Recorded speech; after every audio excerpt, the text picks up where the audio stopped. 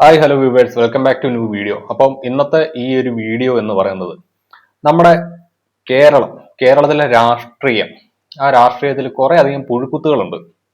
ഇപ്പൊ Kaviyoor, Kiliroor, Suryanelli, ice cream parlour, അതിനുശേഷം ഒരു മന്ത്രി ഒരു ഫ്ലൈറ്റിൽ യാത്ര ചെയ്തിട്ട് തിരിച്ചു വന്നപ്പോഴത്തെ മന്ത്രിയുടെ മന്ത്രി കസേര പോയതും ഒരു പെണ്ണ് കേസുമായിട്ട് ബന്ധപ്പെട്ടായിരുന്നു. അതിനുശേഷം സോളാർ, അങ്ങനെ കുറെ അധികം വിവാദങ്ങൾക്ക് ശേഷം നമ്മുടെ രാഹുൽ മാങ്കൂട്ടത്തിന്റെ നാട് നിങ്ങളെ ഓടി നടന്ന് വിത്തുകാളയായതിന്റെ പശ്ചാത്തലത്തിലുണ്ടായ കേസുകളും പുലിവാലുകളും അതിപ്പോഴും നടന്നുകൊണ്ടിരിക്കുകയാണ്. എന്നിട്ടും ഒരു ഉളുപ്പില്ലാതെ വന്നിരുന്നുകൊണ്ട് പ്രസ് മീറ്റും കാര്യങ്ങളൊക്കെ നടത്തുന്നുണ്ട്.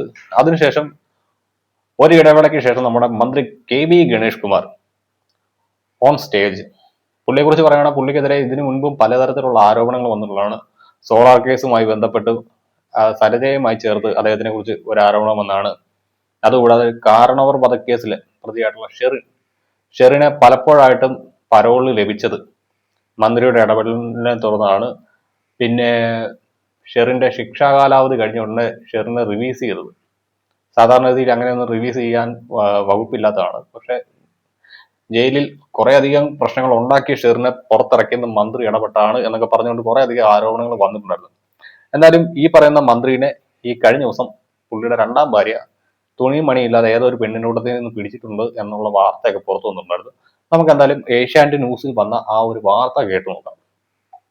തുടക്കത്തിൽ സൂചിപ്പിച്ചിരുന്നു, ഗതാഗത വകുപ്പ് മന്ത്രി ഗണേഷ് കുമാർ പ്രണയത്തെക്കുറിച്ച്, തനിക്കുള്ള പ്രണയത്തെക്കുറിച്ച്, അതിന്റെ എണ്ണത്തെക്കുറിച്ചൊക്കെ വാചാലനാകുന്നത് തലക്കെട്ടുകൾക്കിടയിൽ നമ്മൾ കാണുകയും ചെയ്തു. പക്ഷേ കാര്യങ്ങൾ അത്ര ലളിതമല്ല, അതീവ ഗുരുതരമാണ് എന്നാണ് ഗണേഷിന്റെ ഭാര്യ ബിന്ദു മേനോൻ ആരോപിക്കുന്നത്. ഗണേഷ് കുമാറിനെ കാണാൻ പാടില്ലാത്ത സാഹചര്യത്തിൽ കണ്ടുവെന്നും ഇതിന്റെ തെളിവുകൾ ചിത്രങ്ങളായും വീഡിയോയായും തന്റെ കയ്യിലുണ്ടെന്നും ഗണേഷിന്റെ ഭാര്യ ബിന്ദു ഏഷ്യാനെറ്റ് ന്യൂസ്.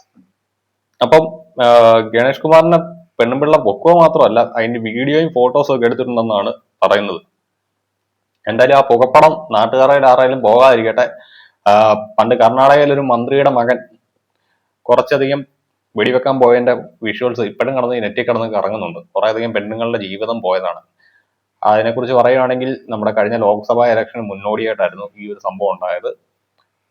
അത് പോലീസ് ഓഫീസേഴ്സ് ആയിട്ടുള്ള സ്ത്രീകള്, അധ്യാപികമാര്, മന്ത്രിയുടെ വീട്ടിലെ സെർവന്റിന്റെ മകള്, ഡോക്ടർമാര്, അത് കണക്ക് ഒരുമാതിരിപ്പെട്ട എല്ലാവരും ഇരകളാക്കപ്പെട്ട ഒരു കേസായിരുന്നു. ആ ഒരു കേസുമായി ബന്ധപ്പെട്ട് കുറെ അധികം വിവാദങ്ങൾ ഉണ്ടാകുകയും ചെയ്തിട്ടുണ്ടായിരുന്നു. അതിൽ മന്ത്രി ആ ഒരു കുടുംബത്തോട്, അല്ലെങ്കിൽ അന്നത്തെ ആ ഇലക്ഷൻ ജയിക്കാൻ വേണ്ടിയിട്ട് എതിർ പാർട്ടിക്കാർ ചെയ്തത് ഈ വർണ്ണക്കടലാസിൽ പെൺഡ്രൈവുകൾ, ഈ പെൺഡ്രൈവുകൾക്ക് അത് മുഴുവൻ ഈ ദൃശ്യങ്ങൾ, ഇരകളാക്കപ്പെട്ട സ്ത്രീകളുടെ ആരുടെ മുഖം ബ്ലർ ചെയ്യാതെ ഈ ദൃശ്യങ്ങൾ പെൺഡ്രൈവിനകത്ത് പകർത്തിയ ശേഷം അതെല്ലാം വർണ്ണക്കടലാസുകളിൽ പൊതിഞ്ഞ് ഓരോ വീടിന്റെ വാതിക്കൽ കൊണ്ടിടുന്ന ഒരവസ്ഥ ഉണ്ടായിരുന്നു. അങ്ങനെ ഏകദേശം 2000-ഓളം പെൺഡ്രൈവുകളായിരുന്നു ആ ഇലക്ഷൻ കാലഘട്ടത്തിൽ കർണാടകയിൽ മാത്രം ആ ഒരു വിഷയവുമായി ബന്ധപ്പെട്ട് സ്പ്രെഡ് ചെയ്തത്. അതിൽ പലരും ആത്മഹത്യ ചെയ്തു, കുറെ പേര് നാട് വിട്ടുപോയി, അങ്ങനെ കുറെ അധികം ഇഷ്യൂസ് ഒക്കെ ഉണ്ടായി. അതാണെങ്കിൽ ഈ ഒരു വീഡിയോയും ഫോട്ടോസും ഒന്നും പുറത്തു പോകാതിരിക്കട്ടെ എന്ന് നമുക്ക് പ്രാർത്ഥിക്കാം. എന്തായാലും മന്ത്രി വെടിവെക്കാൻ പോകുമ്പോൾ സൂക്ഷിച്ചും കണ്ടൊക്കെ പോകണം. മന്ത്രി എന്നല്ല എല്ലാവരോടും പറയാനുള്ള, ഒന്നെങ്കിൽ സേഫ് ആയിട്ടുള്ള പ്ലേസിൽ പോയി ഈ പണി ഒപ്പിക്കുക, അല്ലെങ്കിൽ ഈ നാറിയ പണിക്ക് പോകാതിരിക്കുക. ഇങ്ങനെ പോകുന്നത് കൊണ്ട് വലിയ കാര്യമൊന്നുമില്ല, അത് നല്ല പരിപാടിയും അല്ല, പറഞ്ഞേക്കാം.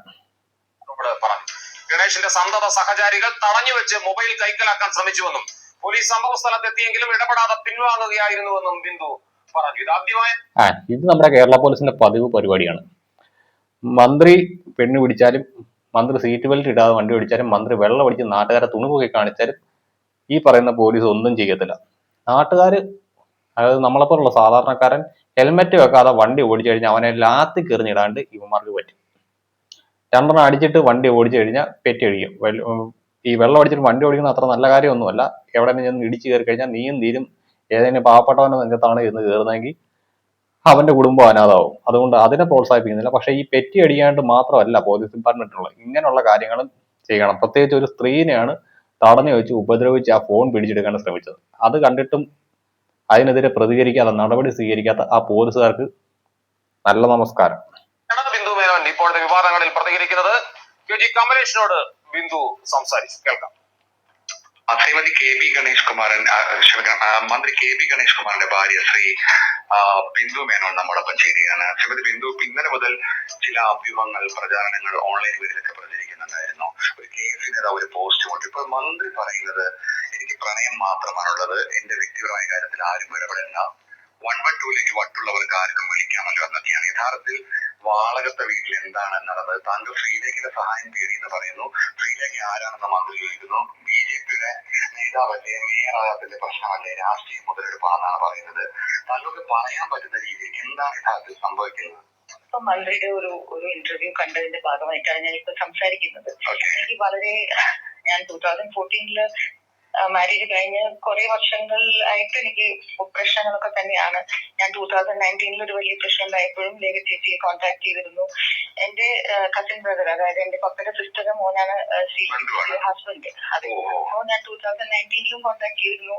അന്ന് ഇതുപോലൊരു കോംപ്രമൈസിനായിട്ട് ഞങ്ങൾ സംസാരിക്കുകയും എല്ലാം ചെയ്തിരുന്നു. അത് കഴിഞ്ഞിട്ട് ഞങ്ങൾ ഒരുമിച്ച് താമസിക്കുന്നു. പല പ്രശ്നങ്ങളും ഉണ്ടായിട്ടുണ്ട് ഞങ്ങൾ തമ്മിൽ. ഇതെല്ലാം എല്ലാവർക്കും അറിയുന്ന വിഷയങ്ങളാണ്.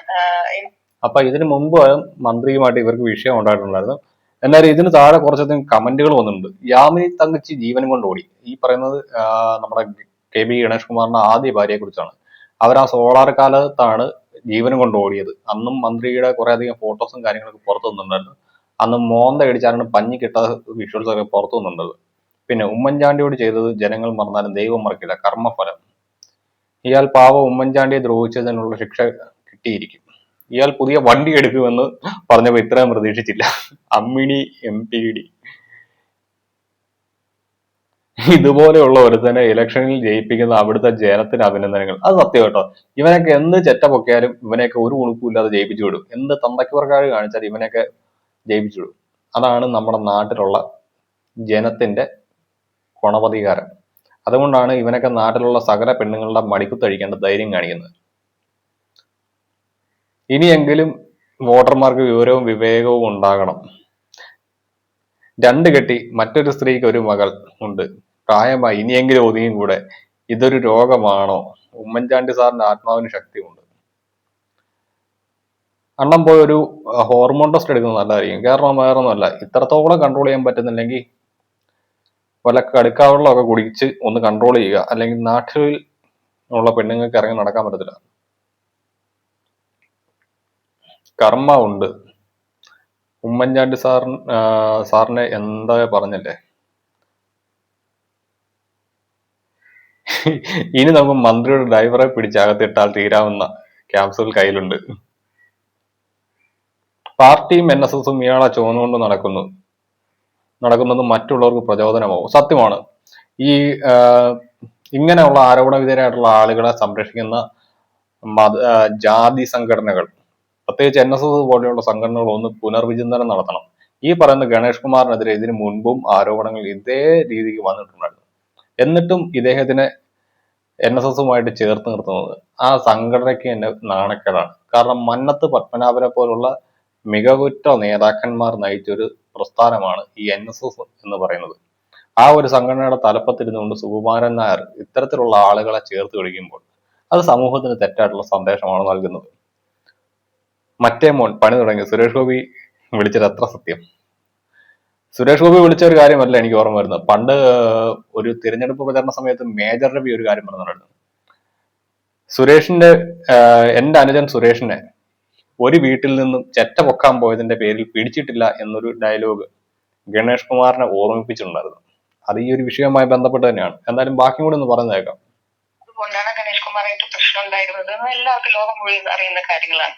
പക്ഷേ കഴിഞ്ഞ എസ്പെഷ്യലി മന്ത്രിയായി കഴിഞ്ഞിട്ട് എനിക്ക് വളരെ വളരെ പ്രശ്നങ്ങളാണ്. അതായത് മന്ത്രിയുടെ കൂടെയുള്ള ഫ്രണ്ട്സ് ആയാലും മന്ത്രിയുടെ സ്റ്റാഫ് ആയാലും എല്ലാം എനിക്ക് എതിരാണ്. പറഞ്ഞു കഴിഞ്ഞാൽ ഒബ്വിയസ്ലി പവറിന്റെയും പൊസിഷന്റെയും കൂടെയല്ലേ ആൾക്കാർ വെക്കുള്ളൂ. So I been completely alone. പക്ഷേ ഇത് തന്നെയാണ് സംഭവിക്കുന്നത്. പവറിന്റെ പണത്തിന്റെ കൂടെ ആളുകൾ നിൽക്കത്തുള്ളൂ. ഇവർ പറഞ്ഞാൽ ഇവരെ തടഞ്ഞു വെച്ച് മന്ത്രിയുടെ സ്റ്റാഫുകൾ ഭീഷണിപ്പെടുത്തുമ്പോൾ പോലീസ് അവിടെ ഉണ്ട്. പോലീസുകാർ കയ്യും കെട്ടി നോക്കിയെന്നു. അത് മന്ത്രിയുടെ അധികാരത്തിന്റെ പണത്തിന്റെ മുന്നിൽ നമ്മുടെ സിസ്റ്റം എങ്ങനെ മുട്ടുമടക്കും എന്നുള്ളതിന് തെളിവാണ്. ഞാൻ എന്റേതായ കഴിയത്തില്ല. കാരണം എനിക്ക് അത്രയും പേടിയാണ്. എനിക്കൊരു വയസ്സായി ഇപ്പോ മെമ്മറി പോലും ഇല്ലാത്ത എന്റെ ഒരു അമ്മ. ഈ മെനഞ്ഞാം ദിവസം ഈ വാടകത്ത് കഴിഞ്ഞ ദിവസം ഇന്നലെ അല്ല ശനിയാഴ്ചയാണ്. ഞാനിപ്പോ 2 മാസമായിട്ട് ഇതേപോലെ ഇലക്ഷന്റെ സമയത്താണ് ഞാൻ അവിടെ പഞ്ചായത്ത് ഇലക്ഷന്റെ സമയത്താണ് ഞാൻ ഇടയിൽ വന്നത്. അതിന് മുന്നേ പ്രശ്നമായിരുന്നു. പല സ്ത്രീകളുടെയും പ്രശ്നം വെച്ച് ഞാൻ വഴക്കൂടും. അപ്പൊ എന്റെ ഫ്രണ്ട്സിനെ ഞാൻ ആരോട് സംസാരിക്കും, അവരുടെ സ്റ്റാഫിന്റെ ഫോൺ ട്രാക്ക് ചെയ്യും. ഞാൻ ആരെടുത്താ വിളിച്ചാൽ നോക്കി അവരുമായിട്ട് എന്നെ കണക്ട് ചെയ്ത് ഞാൻ അവരുമായിട്ട് ബന്ധമാണെന്ന്. ഇതിനകത്ത് മന്ത്രിക്കെതിരെ ഗുരുതരമായിട്ടുള്ള ഒരു ആരോപണമുണ്ട്. ഇവരുടെ ഫോൺ, അതായത് ഈ ഗണേഷ് കുമാറിന്റെ ഭാര്യയുടെ ഫോൺ അവരുടെ അറിവോ സമ്മതവും ഇല്ലാതെ ട്രാക്ക് ചെയ്യുന്നുണ്ട്. അത് ഒരു തരത്തിൽ പറഞ്ഞാൽ ഏറ്റവും വലിയ കുറ്റകൃത്യമാണ്. മന്ത്രി നടത്തിയിരിക്കുന്ന ഏറ്റവും വലിയ ചട്ടലംഘനമാണ്. ഒരു വ്യക്തിയുടെ ഫോൺ ട്രാക്ക് ചെയ്യാനോ ടാപ്പ് ചെയ്യാനോ അധികാരമുള്ളത് പോലീസിനാണ്. അത് അയാളുടെ ആക്ടിവിറ്റീസിൽ സംശയമുണ്ടെങ്കിൽ മാത്രം പോലീസിന് കോടതിയുടെ അനുമതിയോടുകൂടി മാത്രം ചെയ്യാവുന്ന കാര്യം. അങ്ങനെയുള്ളപ്പോൾ ഒരു കേസിലും പ്രതിയല്ലാത്ത ഒരു വ്യക്തിയുടെ ഫോൺ, അതും സ്വന്തം ഭാര്യയുടെ ഫോൺ പോലീസിനെ കൊണ്ട് ടാപ്പ് ചെയ്യിച്ച ഇവനൊക്കെ ഇനിയും ജയിപ്പിച്ചു വിട്ടു കഴിഞ്ഞാൽ ആ നാട്ടുകാരോട് എന്താ പറയേണ്ടെന്ന് അറിയത്തില്ല. എന്നാലും ഇതൊക്കെ ഒരു എവിഡൻസ് ആയിട്ട് സ്വീകരിച്ചുകൊണ്ട് ബഹുമാനപ്പെട്ട കേരള മുഖ്യമന്ത്രി ഈ പറയുന്ന മാന്യനെ എത്രയും പെട്ടെന്ന് രാജിവെപ്പിച്ച് ഇറക്കിയില്ലെങ്കിൽ ഇപ്പോൾ ഉള്ള ജനസമ്മതിയും കൂടി അങ്ങേക്ക് പോയി കിട്ടും. അങ്ങനെയാണ് എന്നെ കൺട്രോൾ ചെയ്ത് നിർത്തുന്നത്. അപ്പൊ അവിടെ എല്ലാം പറയും ഞാൻ അമേരിക്കയിലേക്ക് ആരുടെ കൂടെ പോയി, ദുബായിലേക്ക് പോയി, അങ്ങനെയൊക്കെ പറഞ്ഞ് എന്നെ നിർത്തും. സോ അതുകൊണ്ട് ഞാൻ കഴിഞ്ഞ 2 മാസമായിട്ട് എന്റെ ഫോൺ ബ്ലോക്ക് ചെയ്തിരിക്കുകയാണ്. അവരുടെ സ്റ്റാഫൊന്നും എന്നോട് സംസാരിക്കരുത് എന്നൊക്കെ പറഞ്ഞ് ഇൻസ്ട്രക്ഷൻ കൊടുത്തിരിക്കുന്നത്. അപ്പൊ ഭാഗത്തെല്ലാം ഇതെല്ലാം നടക്കുന്നുണ്ടെന്ന് ഞാൻ അറിഞ്ഞത് കൊണ്ട് ഞാൻ പല സ്ത്രീകളെയും വിളിച്ച് ഞാൻ കുറെ ഫയർ ചെയ്യലും ഒക്കെ നടന്നിട്ടുണ്ട്. പക്ഷെ ഒന്നും ശരിയാവുന്നില്ല. അപ്പൊ സംശയ രോഗമാണെന്ന് പറഞ്ഞ് എല്ലാവരുടെ പറയുന്നു, എന്റെ വീട്ടുകാരെ വിളിച്ച് പറയുന്നു. അപ്പൊ I just wanted A closure. ഞാൻ വിചാരിച്ചു ഞാൻ എന്തായാലും എനിക്കൊരു ക്ലോഷർ വേണം, പക്ഷെ എനിക്കിത് കണ്ടുപിടിക്കണം എന്ന് പറഞ്ഞു തന്നെയാണ് ഞാൻ ആരോടും പറയാതെ അവിടെ പോയി. ഞാൻ വാതിൽ തുറന്നു. ശാന്തൻ എന്ന് പറയുന്ന ഡ്രൈവർ ആയിരുന്നു. ഞാൻ ഉള്ളിലേക്ക് ചാടി ഓടി കയറി ബെഡ്റൂമിൽ പോയി കണ്ടത് എനിക്ക് വട്ടാണോ. ഞാൻ അവിടെ കണ്ടു കഴിഞ്ഞ് അവിടെ ശാന്തൻ ഓടി വന്ന് എന്നെ തടയാനും ഞാൻ ഫോട്ടോ എടുക്കാൻ നോക്കിയപ്പോ എനിക്ക് ഐ കനോട്ട് എക്സ്പ്ലെയിൻ ഞാൻ എന്ത് കണ്ടു. മോശത്തിനെക്കാട്ടും പറഞ്ഞാൽ അറിയാത്ത എന്റെ I have all the pictures. Video അല്ല, ഫോട്ടോസ് എല്ലാം ഉണ്ട് എന്റെ കയ്യില്. ഞാൻ പോലീസിനെ അല്ല. ഇതാണ് സംഭവിച്ചത്. മന്ത്രിയുടെ അഭിഹിതത്തിൽ സംശയമുണ്ടായിരുന്ന ഭാര്യ കുറെ നാളുകൾക്ക് ശേഷം ആ വീട്ടിലേക്ക് ചെന്ന് കഴിയുമ്പോഴത്തേക്ക് മന്ത്രിയുടെ ബെഡ്റൂം തുറന്നു നോക്കുമ്പോൾ മന്ത്രിനെയും മറ്റൊരു സ്ത്രീയെയും കൂടി കാണാൻ പാടില്ലാത്ത സാഹചര്യത്തിൽ, അതും ഒരു ഭാര്യ ഒരിക്കലും കാണാൻ പാടില്ലാത്ത സാഹചര്യത്തിൽ കണ്ടു. അവർ ആ ഫോട്ടോ എടുക്കുമ്പോൾ മന്ത്രിയുടെ സ്റ്റാഫുകൾ ഗുണ്ടകളെ പോലെ ഇവരെ കൈകാര്യം ചെയ്യുന്നു. ഇവരെ അന്യൊന്നുമല്ലോ, ആ അദ്ദേഹത്തിന്റെ ഭാര്യയല്ലേ, ലീഗലി മാരീഡ് ചെയ്ത ഭാര്യയാണ്. അങ്ങനെയുള്ള ഒരു സ്ത്രീയാണ് സ്റ്റാഫുകൾ കയ്യേറ്റം ചെയ്യാൻ ശ്രമിക്കുകയും തടഞ്ഞു വെക്കുകയും ചെയ്തത്. അവിടെയാണ് പോലീസ് തന്തയിലേമ കാണിച്ചത് എന്ന് പറയാതിരിക്കാൻ പറ്റില്ല. അണ്ണാ ആ കാക്കി ഊരി വല്ല കിളയ്ക്കാനും പോകും. നിങ്ങൾ ഇട്ടിരിക്കുന്ന കാക്കിയും കക്കൂസ് കഴുകുന്ന കാക്കിയും സെയിം അല്ല. ലോ ആൻഡ് ഓർഡർ സിറ്റുവേഷൻ പാലിക്കാൻ വേണ്ടിയിട്ടാണ് പോലീസിന് നാത്തിയും കാക്കിയും ഈ നാട്ടിലെ സാധാരണക്കാരന്റെ നികുതി പണത്തിൽ നിന്ന് തന്നിരിക്കുന്നത്. അതൊക്കെ ഒന്ന് മനസ്സിലാക്കുന്നത് നല്ലതായിരിക്കും നമ്മുടെ police ഡിപ്പാർട്ട്മെന്റിലുള്ള അണ്ണന്മാര്. I did not use a bad word. I did not physically assault anyone. മന്ത്രിയെയോ മന്ത്രിയുടെ കൂടെ ഉണ്ടായിരുന്ന ആളെയോ ഒന്നും ഞാൻ ചെയ്തില്ല. പക്ഷെ ഞാൻ ഫോട്ടോ എടുക്കാൻ ശ്രമിച്ചു. ബിക്കോസ് മന്ത്രി അത് പിന്നെയും പറയും എനിക്ക് ഭ്രാന്താണ്, എനിക്ക് സംശയമാണെന്ന് ഞാൻ തിരിച്ചു വന്നു കഴിഞ്ഞാൽ. അതുകൊണ്ട് ഞാൻ ഫോട്ടോ എടുക്കാൻ ശ്രമിച്ചു. ഫോട്ടോ എടുക്കാൻ ശ്രമിച്ചപ്പോൾ എന്നെ ശാന്ത അവരെ പിടിക്കുക, അവരുടെ ഫോൺ മാറ്റുക എന്നൊക്കെ പറഞ്ഞ എന്നെ he was trying to assault me, try to take my snatch my phone. പക്ഷെ ഞാൻ അതൊന്നും സമ്മതിച്ചിട്ട് ഞാൻ ഉടനെ ലേഖ ചേച്ചിയെ വിളിച്ചു. ബിക്കോസ് എനിക്ക് അറിയായിരുന്നു എന്തെങ്കിലും പ്രശ്നം ഉണ്ടാവും എന്ന് പറഞ്ഞാൽ ഞാൻ ലാസ്റ്റ് ആയി നമ്പർ ലേഖ ചേച്ചി വെച്ചിട്ടാണ് ഞാൻ പോയത്. ഞാൻ ലേഖ ചേച്ചിയോട് പറഞ്ഞു if I need any help you have to pick up my call. അത് അല്ലാതെ ഒരു BJP സ്ഥാനാർത്ഥി ഒന്നും അല്ല. ചേച്ചി എന്റെ ബ്രദറിന് കല്യാണം. അപ്പം നിലവില് തിരുവനന്തപുരം കോർപ്പറേഷനിലെ കൗൺസിലറായിട്ടുള്ള ശ്രീലേഖ ഇവരുടെ ബ്രദറിന്റെ വൈഫാണ്. അങ്ങനെയുള്ള റിലേഷനെ പുറത്താണ് ശ്രീലേഖനെ ഇവർ വിളിച്ചിരിക്കുന്നത്. എന്നാലും മാഡത്തിന്റെ ഭാഗത്തു നിന്ന് ചിലപ്പോൾ സപ്പോർട്ടും കാര്യങ്ങളൊക്കെ ഉണ്ടാകുമായിരിക്കും. എന്നാലും ഈ ഒരു വിഷയവുമായി ബന്ധപ്പെട്ട് ശരിക്കും പറഞ്ഞാൽ ഗണേഷ് കുമാർ ഇതിന് മുൻപും എയറിൽ പോയിട്ടുണ്ട് നിരവധി തവണ. ഗണേഷ് കുമാറുമായി ബന്ധപ്പെട്ട് ഉണ്ടായ വിവാദങ്ങളിൽ ഒന്നായിരുന്നു ഞാൻ പറഞ്ഞ കാർണൂർ വധക്കേസിലെ പ്രതിയായിട്ടുള്ള ഷെറിന്റെ പരോള്. ഷെറിനെതിരെ ജയിലിൽ തന്നെ നിരവധി കേസുകളും മറ്റു കാര്യങ്ങളും ഉണ്ടായിരുന്നു. ജയിലിൽ സഹതടവുകാരെ കയ്യേറ്റം ചെയ്ത ഉൾപ്പെടെ കേസുകൾ ഉണ്ടായിട്ട് ഷെറിനെ ഈ ശിക്ഷാകാലാവധി കഴിഞ്ഞ ഉടനെ തന്നെ പുറത്തേക്ക് വിട്ടു. സാധാരണഗതിയിൽ ശിക്ഷാകാലാവധി കഴിഞ്ഞിട്ടും വർഷങ്ങളായിട്ടും ജയിലിൽ തുടർന്ന നിരവധി ആളുകളുണ്ട്. അങ്ങനെ ഉള്ളപ്പോഴാണ് ഷെറിൻ പെട്ടെന്ന് തന്നെ പുറത്തേക്ക് വന്നത്. അതും ക്യാബിനറ്റ് അടിയന്തരമായിട്ട് കൂടിയിട്ടായിരുന്നു അന്ന് ഷെറിനെ പുറത്തിറക്കിയത്. അതിനൊക്കെ പിന്നിൽ KB ഗണേഷ് കുമാറിന് വ്യക്തമായിട്ടുള്ള പങ്കും കാര്യങ്ങളും ഉണ്ടെന്നുള്ള തരത്തിൽ വാർത്തകൾ അന്നേ വന്നിരുന്നു. എന്തായാലും ഈ ഒരു വിഷയത്തിൽ നിങ്ങളുടെ അഭിപ്രായം ഒന്ന് രേഖപ്പെടുത്തുക.